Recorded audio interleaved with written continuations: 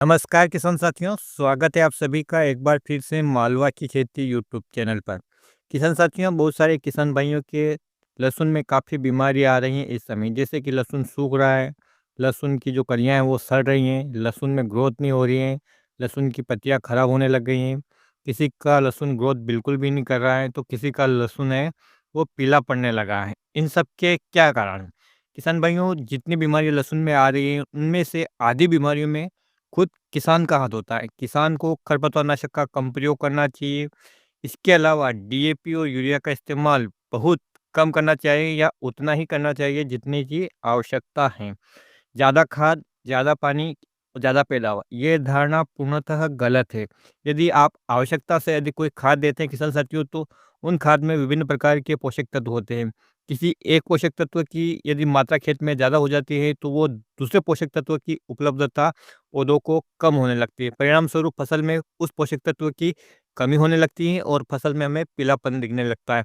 वहीं यदि हम आवश्यकता से अधिक सिंचाई करते हैं, तो भी पौधे सही मात्रा में न्यूट्रिशन नहीं ले पाते हैं, जिसके कारण भी लहसुन की फसल में पीलापन देखने को मिलता है। बार-बार यदि हम उसकी इरिगेशन करते रहेंगे, तो किसान साथियों उसमें कलियाँ सड़ने का भी खतरा रहता है और जब कलियाँ सड़ जाती हैं, तो उनमें कीड़े लगने शुरू हो जाते हैं और जो कीड़े हैं किसान साथियों उस कंद को तो खराब करते ही करते हैं या उस कली को खराब करते ही करते हैं, लेकिन साथ में ही आपके खेत में सक्रिय हो जाते हैं, तो स्वस्थ कलियों को भी ये खराब करने लगते हैं। तो इस बात का आपको ध्यान रखना है, खाद भी आपको लिमिटेड डालना है और इरिगेशन यानी सिंचाई भी आपको लिमिटेड करना है, जितनी ज़रूरत है उतनी ही करना है। हल्की सिंचाई करना है, खेत में क्यारियाँ भर-भर कर ना पिलाएँ।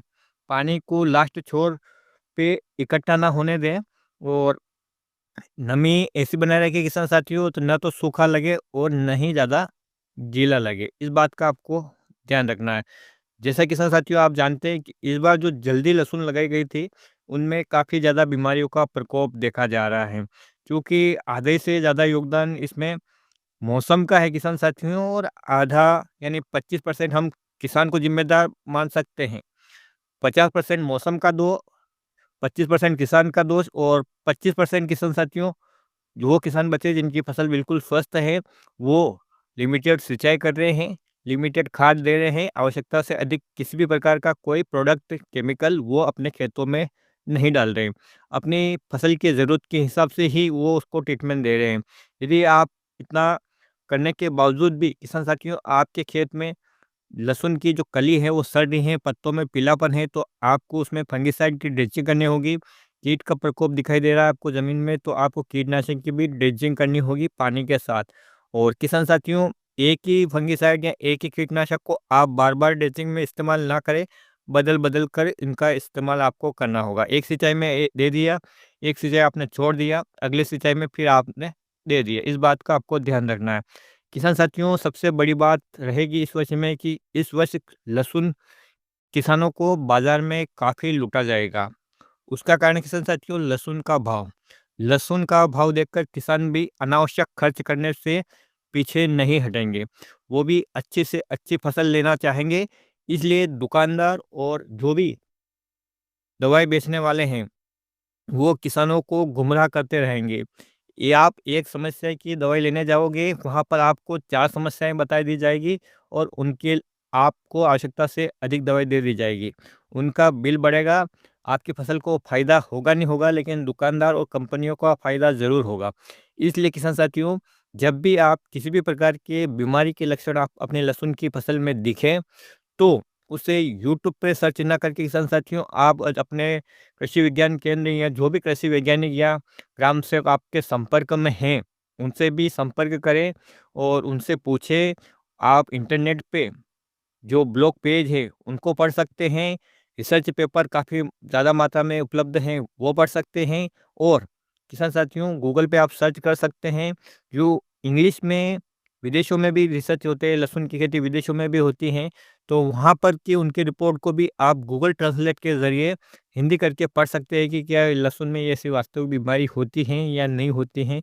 जैसे कि जलेबी नाम की बीमारी कोई होती नहीं है, चिप्स के कारण ये समस्या आती है, लेकिन किसान साथी इसे जलेबी रोग का नाम दे देते हैं।